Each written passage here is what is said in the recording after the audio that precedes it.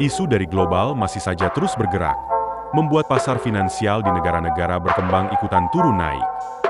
IHSG sendiri, setelah beberapa minggu sebelumnya terus bergerak naik, minggu lalu kembali mulai melandai di 6.200 sampai 6.300. Aliran dana asing masih masuk ke pasar modal kita, tapi sentimen di pasar masih belum banyak berubah. Perekonomian yang lesu membuat kinerja emiten di pasar modal ikut terpuruk. Sebenarnya apa yang terjadi? Berikut ini analisis dan tips dari Rudianto, Direktur Panin Asset Management.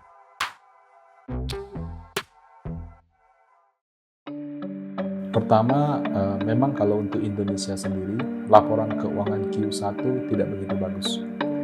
Jadi sentimennya lebih tergantung dari luar negeri. Dari luar negeri yang berperan penting itu adalah apakah suku bunga Amerika jadi turun atau tidak. Awal tahun orang optimis akan turun, April, Mei tiba-tiba jadi pesimis, sekarang jadi optimis lagi karena data inflasi Januari, Februari, Maret yang terbit ya di Januari, Februari, Maret bagus. Data inflasi yang terbit di April, Mei nggak bagus. Nah, data inflasi yang terbit di Juni, Juli ini bagus lagi gitu. Jadi memang data inflasi itu menjadi penggerak.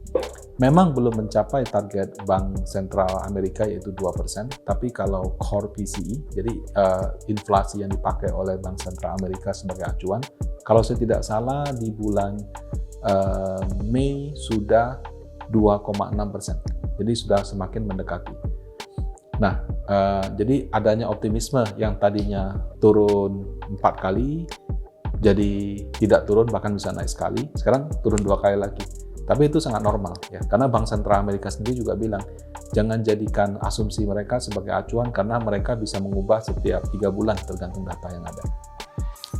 Nah, terkait Donald Trump, dengan dia tidak meninggal pada upaya pembunuhan kemarin, menurut saya kemungkinan menang dia sudah mendekati 99%. Jadi ibaratnya ya kalau mau dipanggil aja dilindungi gitu kan. Apalagi yang bisa menghalangi dia untuk jadi presiden gitu. Jadi saya kira tendensinya untuk dia menang itu sudah mendekati 99%. Dia sendiri adalah presiden yang pada zamannya dia juga pro bunga rendah. Dia tidak segan-segan untuk mungkin mengganti pejabat bank sentralnya apabila suku bunga nggak turun. Nah, sehingga dengan Donald Trump kemungkinan besar akan terpilih, outlook penurunan suku bunga menjadi lebih kuat lagi. Bahkan Jerome Powell, Gubernur Bank Sentral Amerika kemarin sampai berkomentar, nggak usah tunggu inflasi 2%, nggak apa-apa kok. Nah, jadi mungkin pejabat juga udah tahu nih kira-kira bos barunya siapa. Mereka mungkin cenderung memilih kebijakan yang lebih pro bunga rendah. Nah, jadi kemenangan Donald Trump itu dalam konteks menurunkan tingkat suku bunga itu hal yang positif. Karena saat ini sentimen di Indonesia dari lokal kurang. Jadi perlu sentimen dari luar. Nah, sentimen dari luar, sebetulnya mau Joe Biden ataupun Donald Trump sama-sama bunga turun sih. Cuma mungkin dipersepsikan Donald Trump itu akan lebih keras soal suku bunga. Nah, sehingga dengan didukung inflasi juga yang turun, itu menjadi dasar kenapa sentimen positifnya ada lagi.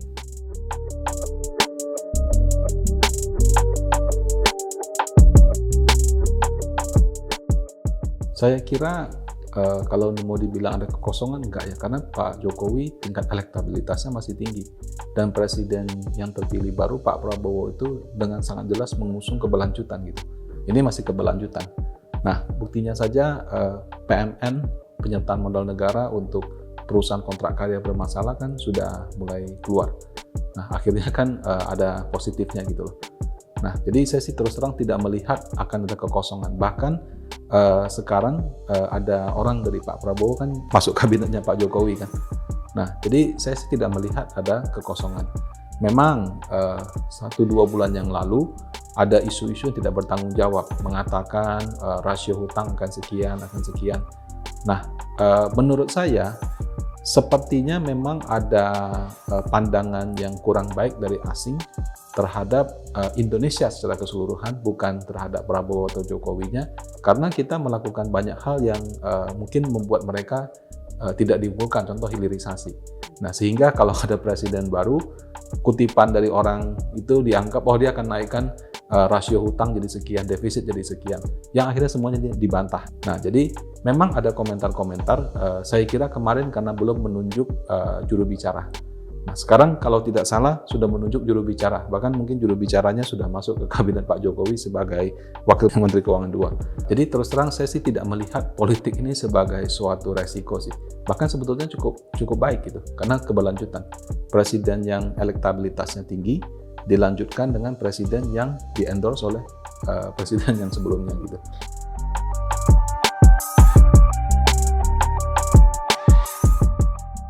Jadi yang pertama, dari Amerika Serikat, inflasinya tidak sesuai dugaan. Sehingga ekspektasi bunga yang harusnya turun mungkin bisa 3-4 kali, buyar. Bahkan waktu itu ada yang bikin prediksi, nggak naik sekali aja udah bagus. Perubahan sentimen asing ini, ditambah dengan inflasinya tidak sesuai ekspektasi, dolarnya 16.200, 300, 400 pada saat kita lagi liburan. Nah, kemudian asing net sell dalam jumlah banyak. Jadi itu karena sentimen asing. Jadi crashnya bukan karena lokal dulu, karena asing dulu. Nah, dilanjutkan dengan setelah kita balik dari libur panjang, laporan keuangan perbankan yang di tahun 2023 growth-nya 20, 30, 40%, sekarang tiba-tiba single digit. Cuma BCA yang belasan persen. 3 bank BUMN besar lainnya cuma 1-2%. Orang, nggak sesuai ekspektasi gitu ya. Nah, itu memperburuk sentimen, sehingga kalau biasanya asing jual sahamnya jatuh, orang berani beli. Laporan keuangan yang kurang bagus itu membuat investor lokal juga WNC. Jadi penyebabnya karena asing yang berubah sentimen. Nah, sekarang asingnya sentimennya berubah lagi. Begitu inflasinya bagus, mereka jadi risk on lagi, berani ambil resiko lagi, mulai masuk lagi gitu. Terutama saham-saham blue chip yang dominan memang saham-saham yang digerakkan oleh asing, itu tergantung sentimen luar negeri. Dalam negerinya membantu kalau laporan keuangannya bagus. Kalau laporan keuangannya tidak bagus, ya itu jadi alasan untuk tidak beli atau malah makin jual lebih banyak. Tapi saya kira itu lebih karena sentimen suku bunga.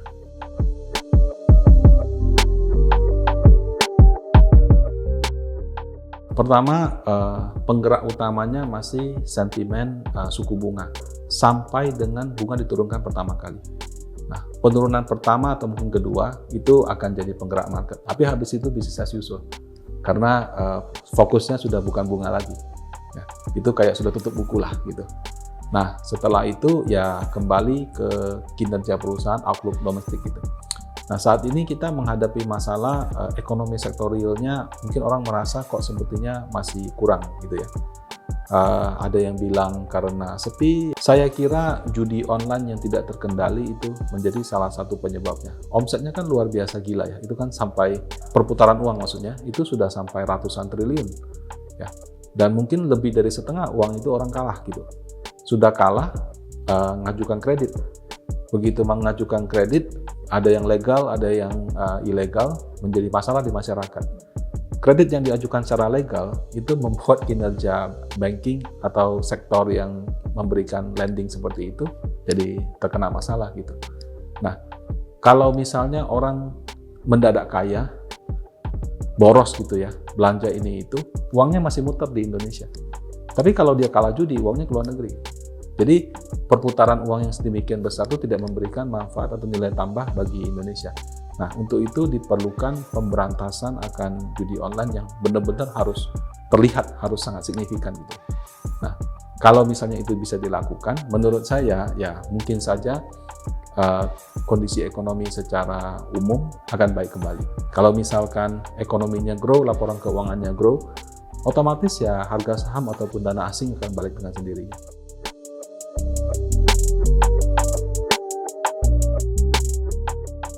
Ya, coba aja kita Google misalnya slot atau apa. Kalau masih kebuka berarti kan belum tuntas.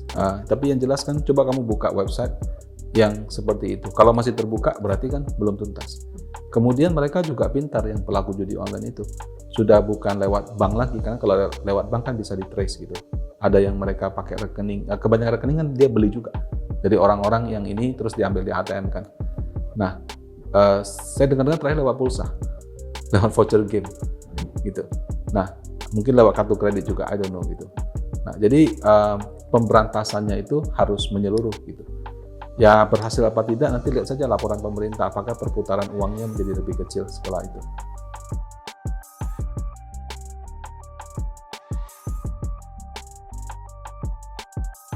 Nah, kalau untuk proyeksi IHSG sepanjang suku bunga turun, Panin Asset melihatnya sih 7.800 itu merupakan level harga yang wajar. Di Indonesia, banking itu masih tetap jadi proxy. Kalau kita bilang Indonesia bagus gitu ya, karena batu bara lagi naik, contoh kayak tahun 2022, yang dibeli asing juga tetap saham bank. Kita bilang Indonesia lagi kurang baik karena kondisi apa gitu, yang dijual juga tetap saham bank. Kenapa? Karena saham bank itu mewakili kalau pakai indeks DX30 LQ45 mungkin hampir 50-60%. Sehingga kalau asing masuk ke Indonesia yang dibeli saham bank, yang dijual juga saham bank gitu. Nah, jadi proksinya tetap saham perbankan. Sehingga bagus atau tidak ya banking biasanya jadi portfolio utama di dalam reksadana gitu. Nah, di luar itu ya beberapa reksadana kami juga melihat harga di energi terutama batu bara sudah turun cukup banyak, sementara harga batu baranya sudah mulai stabil dan stabilnya di level yang cukup tinggi dan menguntungkan bagi perusahaan. Ya, jadi kalau yang menggunakan pendekatan value, harganya murah, belum naik, ya mungkin itu bisa beberapa reksadana Panin Asset juga mulai overweight ke sektor itu. Nah, untuk perbankan sendiri terus terang outlook-nya tadinya di Q2 pun orang pikir kurang begitu baik karena upaya pemberantasan itu ya relatif lah ya, tapi saya lihat mungkin belum terlalu efektif terlihat dari tingkat rasio NPL yang meningkat gitu. Tapi di sisi lain ada instrumen namanya SRBI. SRBI itu kan diterbitkan oleh Bank Indonesia, memberikan imbal hasil yang relatif tinggi untuk jangka waktu sampai dengan 12 bulan. Bahkan lebih tinggi daripada SUN. Jadi kalau kita beli SUN 10 tahun, let's say dapat 7%, beli SRBI itu bisa dapat hingga 7,5%. Nah, imbal hasil SRBI itu tergantung kurs. Ketika kurs kita lemah, 16.2, 16.3, 16.4, tinggi. Tapi ketika kurs kita sudah mulai menguat, katakan 15 ribuan, mungkin bisa turun dengan cepat gitu. Nah, perbankan itu salah satu yang banyak berinvestasi di SRBI. Jadi mereka kasih ke masyarakat deposito mungkin 3%, mungkin 4%, dikasih 7% itu kan sudah tidak ada resiko, untungnya juga banyak gitu. Nah, jadi karena SRBI itu menurut saya bisa jadi loh nanti di kuartal 2 ini bank-bank yang besar yang dia punya dana murah porsinya banyak mungkin malah bisa diuntungkan. Jadi ibaratnya kalau dia lempar kredit ada resiko kredit macet, dia ambil deposito, dia beli SRBI kan dia dapat untung dari selisih bunganya. Nah, itu juga saya pikir mungkin saja akan ada kejutan. Jadi secara ekonominya mungkin so-so, tapi ada beberapa hal yang bisa dimanfaatkan perbankan untuk mendapatkan keuntungan tambahan dengan resiko yang minim.